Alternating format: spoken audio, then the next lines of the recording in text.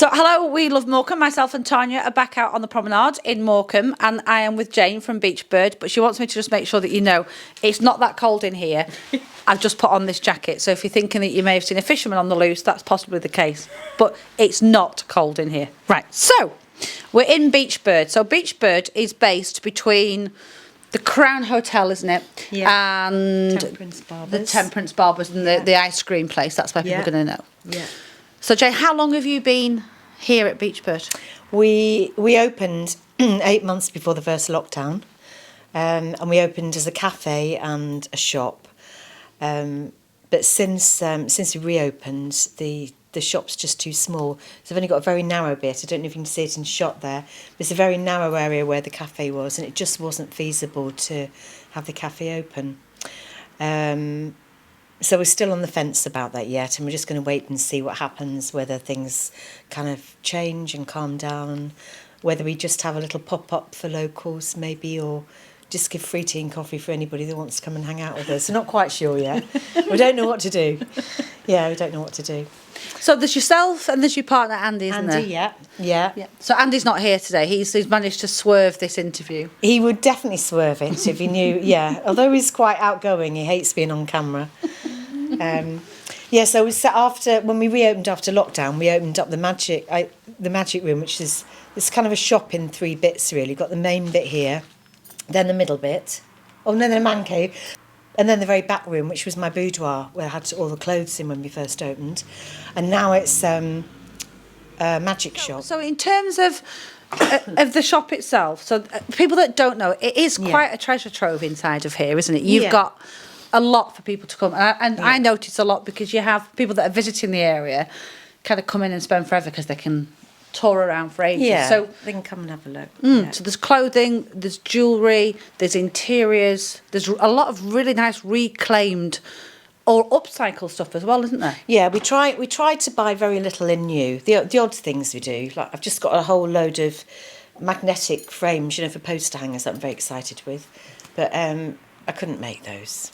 Some things you buy in, but the majority of things we try to use upcycled materials. Most of the clothes are using upcycled saris or upcycled canthas, and then the scarves are all kind of hand blocked using kind of natural processes and things. Then we're working with about 38 local artists and makers, and they do a lot of upcycled stuff as well.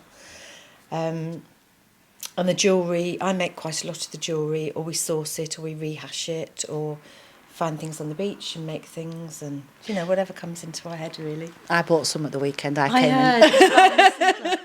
just made some more of those mermaid necklaces, and they're kind of bits of their shells and sea pottery and the odd shark's tooth, little bits of pieces that you can make, and I think they're lovely. So from an eco perspective, and from in terms of carbon footprint and looking after our environment, you've actually made quite an impact there, don't you? Because a lot of your stuff is upcycled, or it's and when I say salvage, I don't mean that in the rude sense. It really is almost reworked. Yeah, it is. And our packaging, we use newspaper bags. They're made by a very small group in India who are adults who used to be street children. And now they're supporting about 60 other families, and that they make their living from making those. So I like that bit. And then we use sari bags to pack things in. And the only plastic I have in is something that comes into the shop. Like I try and buy from fairtrade places, but it's amazing how much stuff still comes with plastic around it. So I pass it on to other. I just reuse it, But we don't buy things in, or we'll wrap in newspaper or whatever else. So what in terms of some of the things that you have in the store, what would be some of the things that you're most proud to stock? Is it that support of the community? Is it that it's individual? Is it all of those things? What do you think? Well, it's a mix of everything. So Morecambe, it's a funny place, Morecambe. It's not, you can't stereotype it. You never know who's going to walk through your door. People come from everywhere and anywhere. So we've got something for everybody, and that's just by happenstance really, because we never really know what we're going to have in there, so it's not something you can kind of replicate. But I'm most proud that we're supporting the local artists, and they keep things kind of fresh and moving along. and their styles are totally unique to them and very, very different. So someone came here, really, they probably are more than likely going to be getting a one-off unique piece, aren't they, in most cases? Yeah, in the main. Yeah, because most of the artists, we ask that if they want to put stuff in with us, we try and make, we ask them if they can do a unique line for us. That's to do with price as much as replicating what's going on, because Morecambe's small, and if everybody was stocking the same thing, it doesn't make any sense to me, really. Absolutely. So people can come in and get everything from clothing to interiors to ceramics to jewellery to postcards, all the cards we sell, we either make ourselves or our artists make them. Andy's doing magic demonstrations and selling magic tricks to children, adults, and so he's we've had lots of people in here doing that. So that's been working really well. So when somebody wants to the visiting Morecambe and they're going to come down, when would they find you open? What do you tend to trade in terms of opening times and days that you're open? I'd like to say that we were really regular. The winter's been a bit funny. Say we're always open over the weekend, and then kind of odd days in between, because the weather's just been so weird at the moment. Mm-hmm. So Thursday, Friday, Saturday, Sunday, and then sometimes Monday, Tuesday and Wednesday. But people can always contact us and just find out, rather than doing a big trip in, they can always contact us. You can do it by the Facebook page and things, can't they? And you also have a website as well. We've got a website, we've got a Facebook page, and we've got an Instagram page. Yeah. So, are you prepared to do our quick fire round? It's only a few questions. Yeah. Okay. Yeah. You ready? Yeah. So, potted shrimp or pickled cockles? Oh, potted shrimps all day long. That was very definite. Yeah. Okay. Yeah. Atkinson's chippy or the Bay Chowder Man? Oh, gosh. No, we support the Bay Chowder Man, so I've got... they're two different things. I really can't. Have I got to choose one? Well, could you have an Atkinson's chippy main, but with a Bay Chowder starter? Maybe you could add... Definitely I could say so. I'd certainly say Bay Chowder, because I would have that. I have fish and chips very rarely, but Atkinson's are amazing. Yeah. So let's say the Chowder Man, if I have to choose. Okay. You've got a bag of 2 peas burning a hole in your pocket. Yeah.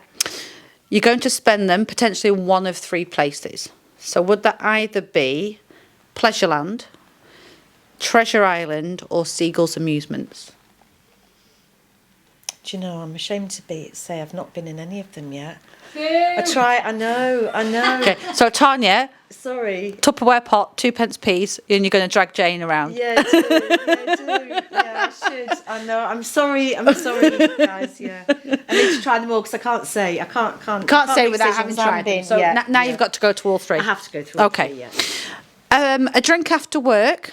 Where would you go? Well, at the time we finish work, the sun is kind of going down, so we tend to go to sit on the terrace at the Midland so we can see the sunset, and that's the only reason for why. The scenery, really. Absolutely. For the scenery, yeah. Yeah, absolutely. It's not for any other kind of reason. Yeah. And if you could only keep one, you're not going to like this question either, based on your answer to the other one. If you could only keep one, which one would it be? The clock tower or the Eric Morecambe statue? Oh dear. It's controversial, this quiz. It is controversial because you stand facing the right way, you can see them both anyway. Well, I think it would be absolutely terrible to knock down either one of them. Is this a rumour going round, by the way? No. We're not trying to... No, it's definitely not a rumour. Oh, I don't know. Well, I'm going to have to say Eric Morecambe because the clock tower's been there longer, and that's the only reason. Because Eric's been down once, hasn't he? Yeah, and he can get back up again. Yeah. Eric had a slightly unfortunate incident. He did. Yes, he did. Yes, so just to round that up and be clear, Jane would eat at both Atkinson's chippy and the Bay Chowder Man. Would get rid of neither the clock tower nor Eric Morecambe. But if she really, really had to in our controversial quiz, it's Eric Morecambe. Yeah. Yeah, yeah. You're like Switzerland, Jen. Am I? Can't make a good decision. I am. So Jane at Beachbird, we will make sure that we put all of the links to Jane's social media and her website and everything else on our video when you'll be watching this. And if you are on Morecambe Prom, you really need to pop down because this place is somewhere where you could just lose a couple of hours. Thank you very much. Thank you. Oh, thanks, guys. Thank you.